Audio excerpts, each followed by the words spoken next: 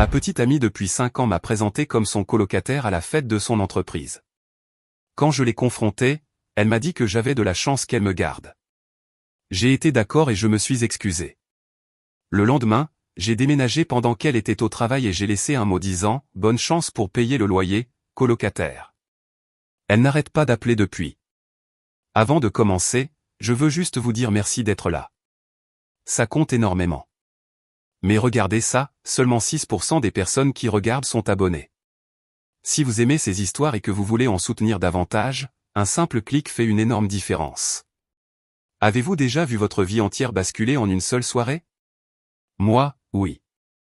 À un moment, j'aidais ma petite amie depuis 5 ans à se préparer pour le gala annuel de son entreprise, et l'instant d'après, j'entendais le mot qui allait tout faire s'effondrer, colocataire. Un peu de contexte. Je m'appelle Noah, 38 ans, directeur marketing dans une entreprise de taille moyenne. Ma petite amie, ou plutôt mon ex-petite amie, Vanessa, 36 ans, est cadre commercial dans l'industrie pharmaceutique. Nous nous sommes rencontrés lors d'un tournoi de golf caritatif, avons emménagé ensemble après 1 an et avons construit ce que je pensais être une relation solide. Nous n'étions pas mariés, mais nous en avions discuté, avions choisi des prénoms pour de futurs enfants, la totale. Le problème a commencé il y a 6 mois, lorsque Vanessa a reçu une promotion importante, directrice régionale des ventes. Un titre impressionnant, une augmentation de salaire substantielle, et soudain, elle voyageait 2 fois par mois pour des conférences et des réunions régionales. Je l'ai soutenue complètement, j'ai pris en charge plus de responsabilités ménagères, j'ai réorganisé mon emploi du temps pour m'adapter à ces nouvelles exigences, et je l'ai même aidé à préparer ses présentations quand elle était sous pression avec les délais. Avec le recul, c'est à ce moment-là que les choses ont commencé à changer. De petites choses au début. Elle mentionnait ses collègues, mais ne suggérait jamais que je les rencontre. Nos photos ont disparu de ses réseaux sociaux. Elle a commencé à s'habiller différemment, portant des tenues et des styles de maquillage que je n'avais jamais vus. Quand je la complimentais, elle disait « c'est ce que portent les professionnels à mon poste ».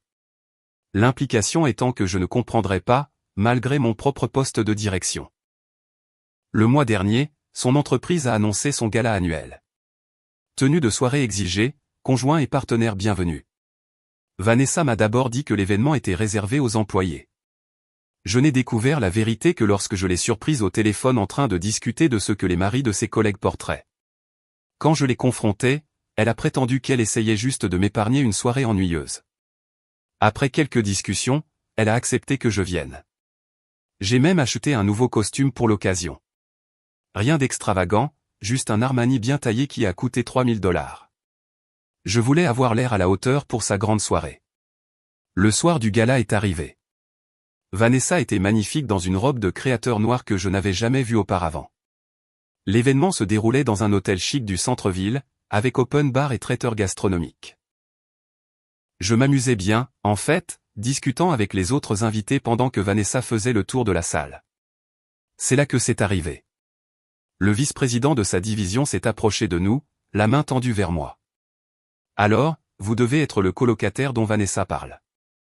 J'ai attendu qu'elle le corrige. En fait, nous sommes ensemble depuis 5 ans, m'attendais-je à ce qu'elle dise. Ou, voici mon petit ami, Noah. Au lieu de ça, elle a hoché la tête. Oui, Noah et moi partageons un appartement en centre-ville. C'est tellement pratique pour les trajets. Le VP a fait la petite conversation pendant encore 1 minute avant de s'éloigner. Je suis resté là, mon verre de champagne figé à mi-chemin de mes lèvres, essayant de comprendre ce qui venait de se passer. Colocataire, ai-je murmuré une fois que nous étions seuls. Elle a haussé les épaules. Ne fais pas de scène. Graham est un homme traditionnel. Il valorise la famille et pense que les relations au travail ne sont pas professionnelles. Nous ne travaillons pas ensemble, ai-je souligné. Et depuis quand avoir une relation sérieuse n'est-il pas professionnel? Tu ne comprends rien à la politique d'entreprise, a-t-elle sifflé. Puis elle a affiché un sourire forcé alors qu'un autre cadre s'approchait. Pendant les 2 heures qui ont suivi, j'ai été présenté comme son colocataire, ou simplement Noah, à au moins une 12aine de personnes. À chaque fois, un peu plus de ma patience s'effritait. Au moment où nous sommes rentrés à la maison, je bouillonnais de rage, mais j'étais déterminé à avoir une conversation rationnelle. C'était quoi, ça, ai-je demandé alors qu'elle enlevait ses talons dans l'entrée. 5 ans ensemble et je deviens soudainement ton colocataire. Elle a soupiré de façon théâtrale, comme si j'étais un enfant qui ne pouvait pas saisir un concept simple. Ce n'est pas personnel, c'est professionnel. Mon statut relationnel n'est pas pertinent pour ma carrière. Pas pertinent? Tu m'as invité à un événement pour les partenaires. Je t'ai invité parce que tu n'arrêtais pas d'insister, dit-elle en se servant un verre de vin, sans m'en proposer. Honnêtement, tu devrais être reconnaissant que je te garde tout court. J'ai cligné des yeux. Pardon, j'ai mal? Soyons réalistes, Noah. Je suis en bonne voie pour intégrer la haute direction d'ici 2 ans. Ma carrière décolle. Pendant ce temps, toi, tu es. Elle a fait un geste vague dans ma direction, confortable. Je suis directeur dans mon entreprise, lui ai-je rappelé. Je gagne un salaire à 6 chiffres. J'ai soutenu chacun de tes choix de carrière. Elle a levé les yeux au ciel. Ton entreprise a quoi? 50 employés. La mienne en a 20 000. Tu es un grand poisson dans une petite mare. Elle a pris une gorgée de vin. Rends-toi à l'évidence. Tu as de la chance que je t'ai gardé. La plupart des femmes dans ma position seraient déjà passées à quelqu'un de mieux. Les mots m'ont frappé comme un coup de poing. 5 ans réduits à une œuvre de charité qu'elle m'accordait. J'ai réalisé que j'avais 2 choix. Je pouvais me battre, argumenter, essayer de lui faire voir ma valeur. Ou je pouvais être d'accord. J'ai choisi la deuxième option. Tu as raison, ai-je dit calmement. Je n'ai pas apprécié ton succès à sa juste valeur. Je suis désolé. Cette capitulation soudaine l'a prise au dépourvu. Son expression est passée du mépris à la confusion, puis à la satisfaction. Eh bien, je suis content que tu comprennes. Je comprends maintenant, les jeux assurés. Ce ne sera plus un problème à l'avenir. Elle a semblé satisfaite de ma réponse. Nous sommes allés nous coucher sans autre discussion, bien que nous ayons dormi avec plus de distance entre nous que d'habitude. Elle est partie tôt le lendemain matin pour un petit déjeuner d'affaires, portant toujours les boucles d'oreilles en diamant que je lui avais offertes pour notre 4e anniversaire. Dès que sa voiture est partie, j'ai commencé à exécuter le plan que j'avais formulé pendant ma nuit blanche. D'abord, la documentation. J'ai pris des photos de tout dans notre appartement, en me concentrant sur les articles que j'avais achetés. Notre bail, qui était à nos 2 noms, mais pour lequel j'avais payé la caution. Les relevés bancaires montrant mes contributions à nos dépenses communes. Des captures d'écran de mes virements mensuels sur notre compte joint qui couvraient 70% de notre loyer et de nos charges, parce que ma petite mare d'entreprise me payait plutôt bien. Ensuite, j'ai passé des appels, à ma banque, à mon avocat, à mon patron. À midi, j'avais tout mis en branle. Puis j'ai fait mes bagages. Efficacement. Stratégiquement. J'ai pris seulement ce qui était indiscutablement à moi, vêtements, effets personnels, héritages familiaux. J'ai laissé derrière tout ce que nous avions acheté ensemble, tout ce qui pouvait être considéré comme un cadeau pour elle. J'avais en fait contacté une entreprise de déménagement la veille, pendant que Vanessa dormait, expliquant ma situation sans les détails émotionnels. J'ai besoin de déménager pendant que mon ex est au travail demain, c'est tout ce que j'ai eu besoin de dire. Ils avaient déjà entendu ça. Le supplément pour un service le lendemain était élevé, mais valait chaque centime. Les déménageurs sont arrivés à 13 h comme prévu. À 15 h, l'appartement était à moitié vide. Mon bureau, parti. Les meubles du salon que j'avais apportés de mon ancien appartement, parti. Le système de divertissement coûteux, parti. Les œuvres d'art originales que j'avais collectionnées, parti. Même le réfrigérateur et le combo laveuse-sécheuse que j'avais acheté quand nous avons emménagé, parti. Ce qui restait était un appartement partiellement meublé avec des vides notables, comme des dents manquantes dans un sourire. J'ai laissé notre lit. Elle pouvait garder ce souvenir. La table de la cuisine qu'elle avait choisie. Ses vêtements, bien sûr. Les objets de décoration qu'elle avait sélectionnés. J'ai écrit un simple mot et les laissé sur le comptoir de la cuisine. Bonne chance pour payer le loyer, colocataire. J'ai couvert ma part jusqu'à la fin du mois. Mais c'est là que l'histoire prend une autre tournure. Je n'ai pas seulement déménagé. J'ai tourné la page, avec un plan. Vous vous souvenez quand j'ai dit que j'avais appelé ma banque, mon avocat et mon patron? Voici pourquoi. Appel 1, séparer nos finances. Pas seulement fermer les comptes joints, mais lancer un audit financier complet de notre relation.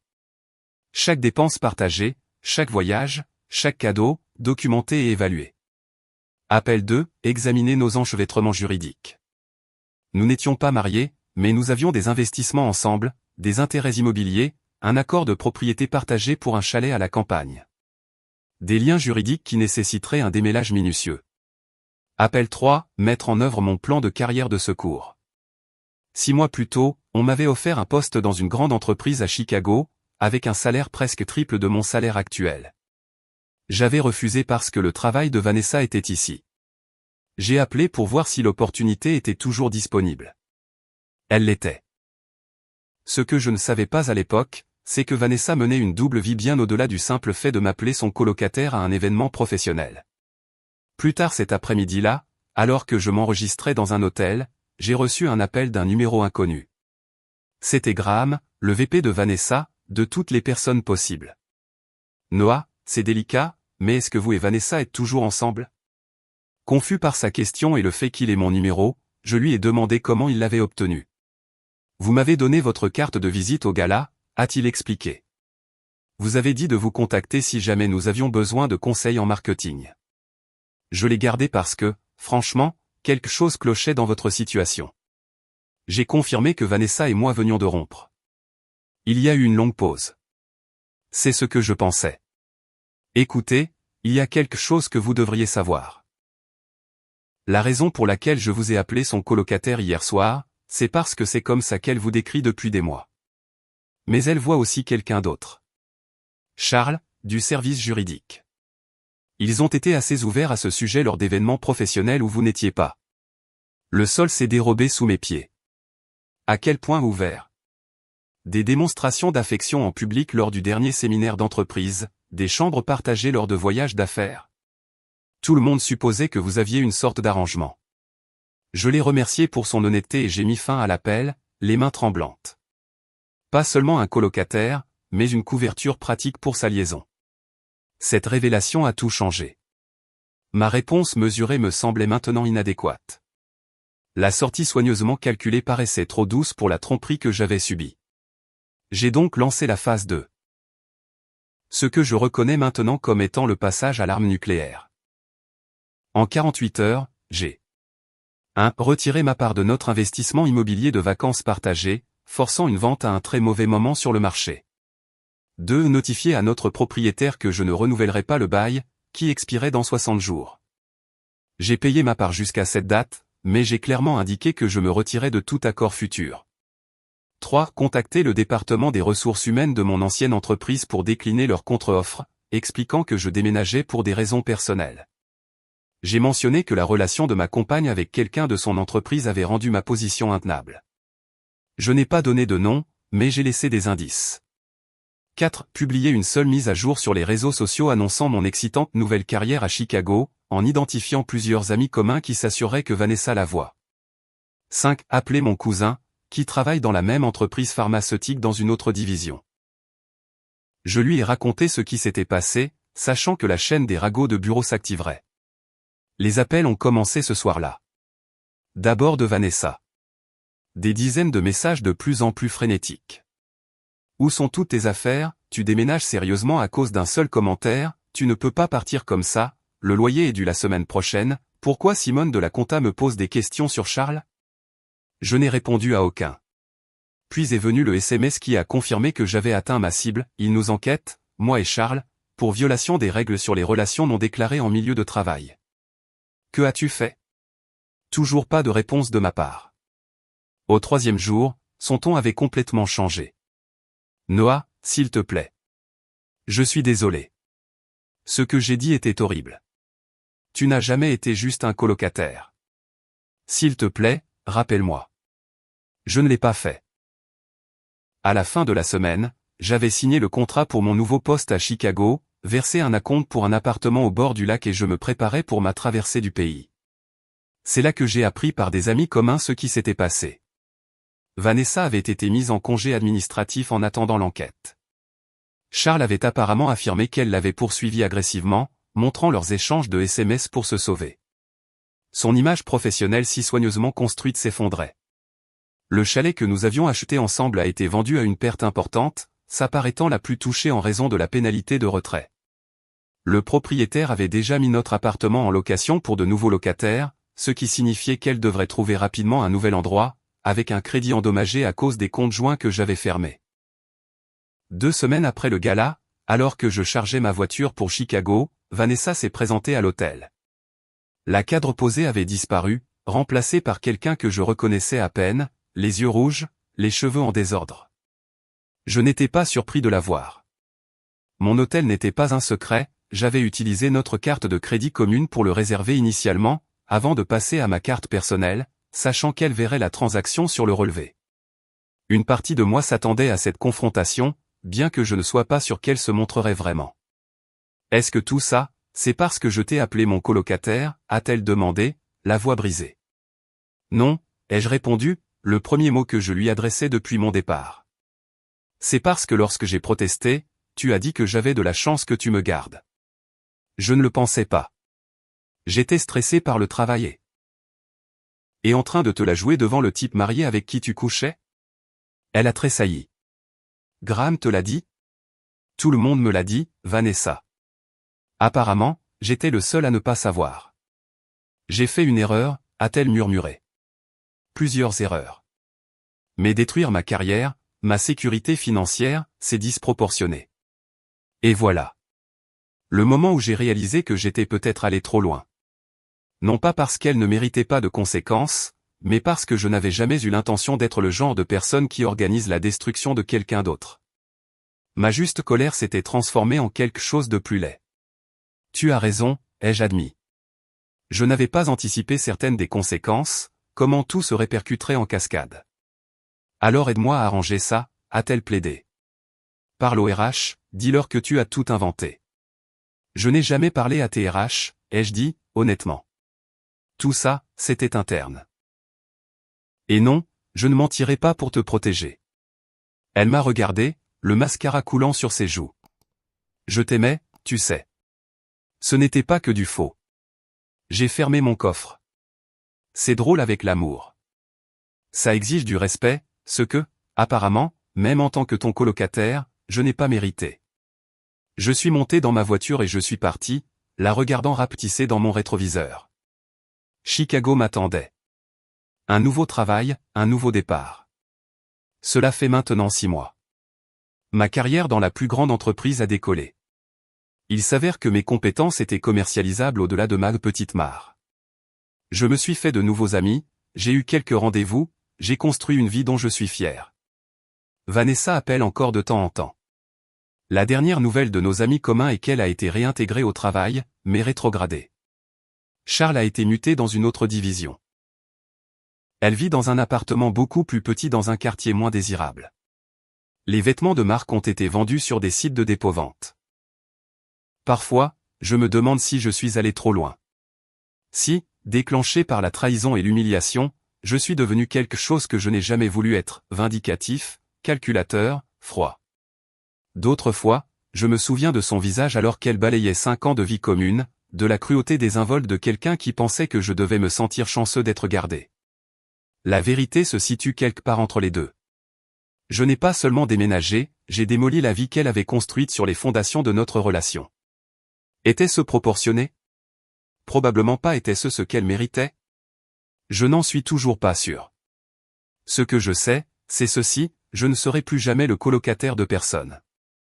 Et si ce costume à $3000 m'a appris quelque chose, c'est que parfois, le prix du respect de soi est élevé, mais il vaut chaque centime.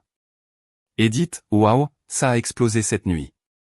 Pour répondre à quelques questions fréquentes. 1. Oui, je regrette jusqu'où les choses sont allées. Mon intention était de partir avec dignité, pas de torpiller toute sa vie. Certaines conséquences étaient des résultats naturels de notre séparation, d'autres provenaient de la révélation de ses propres actions. 2. Non, je ne l'ai pas signalé directement au RH. J'ai mentionné la situation à mon propre service RH en déclinant leur contre-offre, et séparément, j'ai raconté ce qui s'était passé à mon cousin. L'enquête de l'entreprise a résulté des ragots internes, pas de ma plainte formelle. 3. Pour ceux qui disent que j'aurais dû simplement lui parler, j'ai essayé. Sa réponse a été de me dire que je devais être reconnaissant qu'elle me garde. Cela a fermé la porte à toute autre conversation. 4. Certains ont demandé si j'avais trouvé quelqu'un de nouveau. J'ai eu des rendez-vous, mais je prends mon temps. La confiance ne vient pas facilement après quelque chose comme ça. Mise à jour 3 mois plus tard. La vie continue de s'améliorer à Chicago. L'entreprise m'a promu après que j'ai ramené 2 clients majeurs. J'ai commencé à voir quelqu'un, une avocate d'affaires qui me présente comme son petit ami sans hésitation. La vie de Vanessa s'est quelque peu stabilisée. Par des amis communs, j'ai entendu dire qu'elle a vu un thérapeute et travaille sur son développement personnel. Elle m'a envoyé un long email s'excusant sans chercher d'excuses. J'ai apprécié, mais je n'ai pas répondu. Certains chapitres sont mieux laissés fermés. Le chalet s'est finalement vendu après des mois sur le marché. Mon avocat a tout géré, répartissant les bénéfices selon notre investissement initial. C'était moins que ce que nous espérions tous les deux, mais c'était juste. Avec le recul, je réalise que nous avons tous les deux causé des dommages. Elle avec sa trahison, moi avec ma réponse. La différence, c'est que je peux reconnaître ma part. C'est de la croissance, je suppose. Pour ceux qui se demandent si la vengeance fait du bien, pas vraiment. On ressent un vide une fois que la satisfaction initiale s'estompe. Ce qui fait du bien, c'est de se reconstruire, d'aller de l'avant et de réaliser que sa propre valeur ne dépendait pas, depuis le début, de la validation de quelqu'un d'autre. Si cette histoire vous a plu, n'oubliez pas de vous abonner et de laisser un petit commentaire. On adore lire vos réactions et vos expériences.